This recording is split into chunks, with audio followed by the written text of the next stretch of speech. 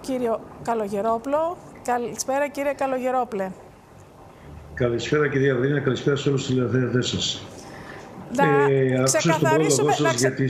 Να ξεκαθαρίσουμε λίγο όλο αυτό το οποίο ακούσαμε, ότι πλέον οι χαμηλοσυνταξιούχοι θα παίρνουν δωρεάν τα φάρμακα. Ξέρετε, αυτό απασχολεί περίπου 310.000 παραπάνω, 400.000 περίπου συνταξιούχους. Τι ακριβώς ισχύει?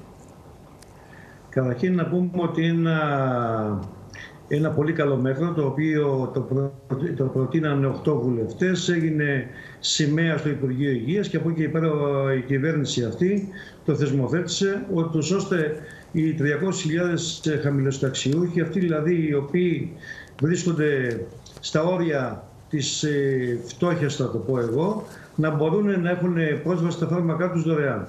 Άρα λοιπόν είναι ένα μέτρο ευεργετικό για αυτούς τους ανθρώπους και πρέπει να σκύψει η κοινωνία και σε όλο τον κόσμο, ο οποίος έχει και άλλα προβλήματα, να τους βοηθήσει όσο μπορεί, όπως έκανε και στους χαμηλοσυνταξιούχους. Από την άλλη μεριά, εμείς βγάλαμε μία ενημέρωση, γιατί γίναμε δέχτες παραπώνων πολλών ατόμων, οι οποίοι μας λέγανε ότι ξέρετε κάτι, ενώ εγώ έχω μηδέν συμμετοχή, πληρώνω παραπάνω χρήματα. Λοιπόν, με αυτό εμείς με την ενημέρωση που κάναμε σαν Φαρμακευτικός Σύλλογος Αττικής, και με αυτό μου δίνει το δικαίωμα να πω 5 πράγματα, ότι εμείς ενημερώνουμε ότι ο κάθε χαμηλοσυνταξιούχος, ο κάθε Έλληνας πολίτης, ο οποίος θέλει να πάρει τα φάρμακά του, αλλά αυτή τη στιγμή ο κάθε χαμηλοσυνταξιούχος θα πρέπει να επιλέξει το πιο φθηνό γενώσιμο. Καταρχήν να πούμε ότι το γενώσιμο είναι ένα φάρμακο το οποίο είναι καλό και αποτελεσματικό. Συνεπώς λοιπόν είναι τα φάρμακα τα οποία τα παράγει η ελληνική φαρμακοβιομηχανία και τα εξάγουμε.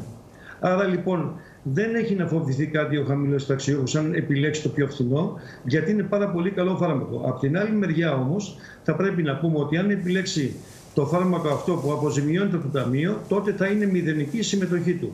Αν επιλέξει κάποιο φάρμακο το οποίο η συμμετοχή του ή κάποιο άλλο γενώσιμο που η τιμή του θα είναι πάνω από την τιμή που αποζημιώνει το ταμείο, τότε θα πληρώσει αυτή τη διαφορά. Γι' αυτό ήρθαμε λοιπόν εμείς και κάναμε αυτή την ενημέρωση, για να μπορέσουν οι συνάνθρωποι μας, αυτοί που κάθε μέρα περνάνε από το φαρμακείο μας, να γνωρίζουν ότι με ποιο τρόπο δικαιούνται το 0% συμμετοχής. Και από την άλλη μεριά να ξέρουν ότι το φάρμακο είναι κοινωνικό αγαθό και πρέπει να έχουν πρόσβαση όλοι, και συνεπώς αυτοί οι άνθρωποι θα πρέπει να έχουν εμπιστοσύνη στο φαρμακοποιό τους. Ξέρετε, έχει συμβεί στο παρελθόν... Κύριε Καλογερόπλε, ακούστε με. Να ενημερώσουμε καταρχάς στους τηλεθεατές ότι το γενώσιμο έχει την ίδια δραστική ουσία που έχει και το πρωτότυπο. Πολύ σωστά το λέτε, έχει την ίδια δραστική ουσία, είναι αξιόπιστο και αποτελεσματικό.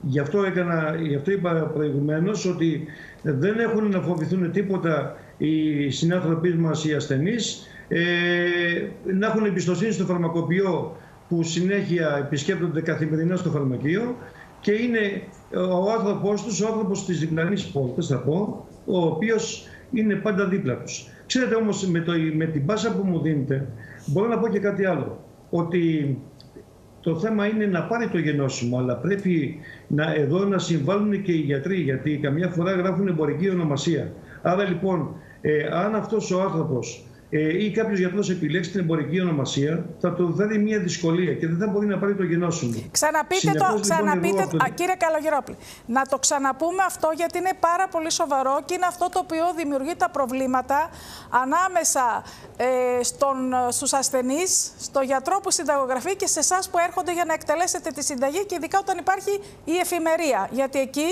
δημιουργούνται και τα πιο πολλά προβλήματα. Τι ακριβώς πρέπει να προσέξει ο ασθενής όταν του γράφει τη συνταγή ο γιατρός? Καταρχήν θα πρέπει να πούμε ότι για να μπορέσει ο ασθενής να έχει πρόσβαση σε οποιοδήποτε δραστική ουσία, μάλλον στη δραστική ουσία που του έχει γράψει ο γιατρός, σε οποιοδήποτε φάρμακο, θα πρέπει να μην έχει κλειδώσει ο γιατρός, ο θεράπων γιατρός, την εμπορική ονομασία.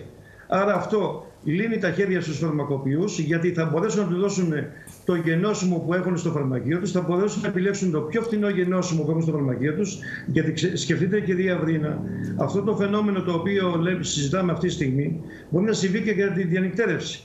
Σκεφτείτε λοιπόν αυτός ο ασθενής να ταλαιπωρείται όλη νύχτα, να ψάχνει από φαρμακείο σε φαρμακείο, να βρει φάρμακο με την εμπορική ονομασία και όχι με την δραστική ουσία. Άρα λοιπόν, με την πάσα που έχουμε αυτή τη στιγμή για τους χαμηλοστοαξιούχους, οφείλω να κάνω έκκληση άλλη μια φορά στους γιατρούς να μην συνταγογραφούν με εμπορική ονομασία. Και να πούμε στους τηλεθεατές ότι όταν παίρνουν τη συνταγή, ας ρίξουν μια ματιά αν υπάρχει εκεί η δραστική ουσία ή αν υπάρχει η εμπορική ονομασία. Σε περίπτωση λοιπόν που δουν την εμπορική ονομασία, σωστά, θα πρέπει να ζητήσουν από τον γιατρό να διορθωθεί η συνταγή. Να ξέρετε κάτι, ο ασθενής που πάει στο θεράποντα γιατρό περιμένει πώς και πώς να του δώσει τη συνταγή για να πάει να κάνει τη θεραπεία του.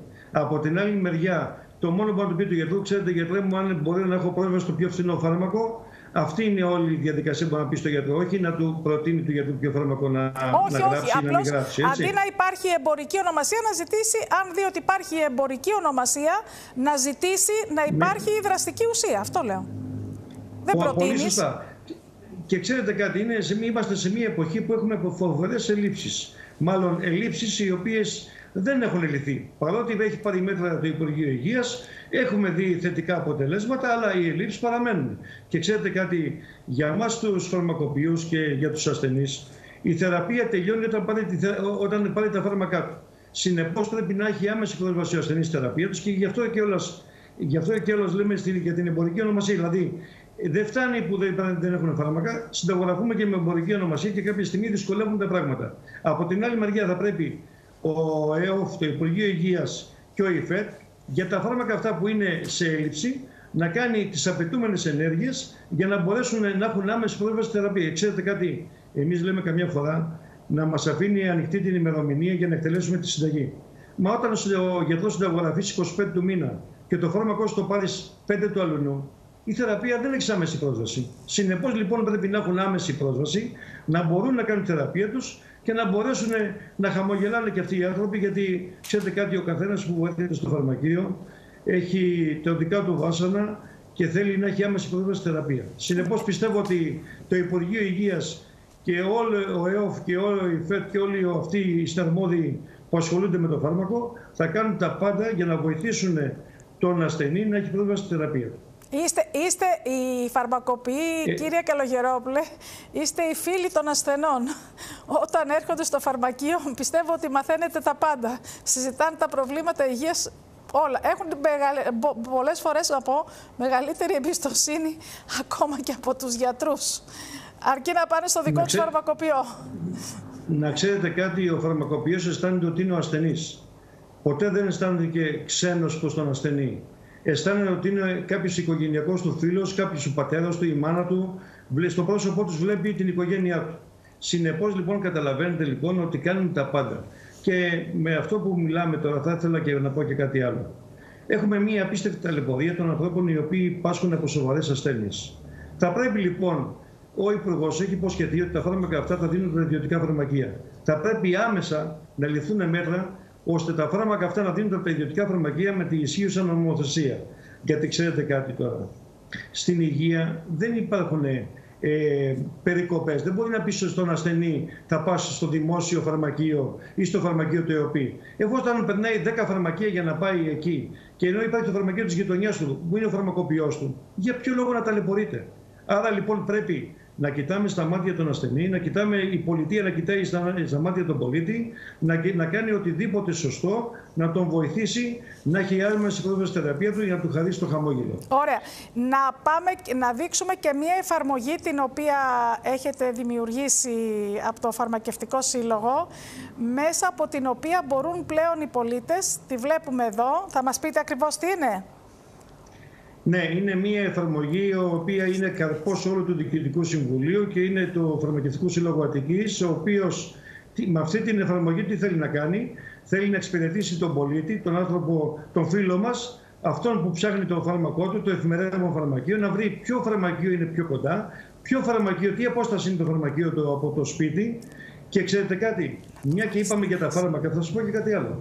Σε μια εποχή που κάποιος είναι τη νύχτα και πρέπει να πάρει τη θεραπεία του, έχει βγει από το νοσοκομείο, μπορεί να πάρει ένα τηλέφωνο, το φαρμακοποιό που διανυκτερεύει και να το ρωτήσει: Ξέρετε κάτι, έχω αυτή τη συνταγή, τα φάρμακα αυτά τα έχετε? Να το πει ο φαρμακοποιός, βεβαίως τα έχω. Άρα λοιπόν, αν το φάρμακο αυτό δεν το έχετε, ξέρετε, μερική εκτέλεση μιας συνταγής δεν γίνεται.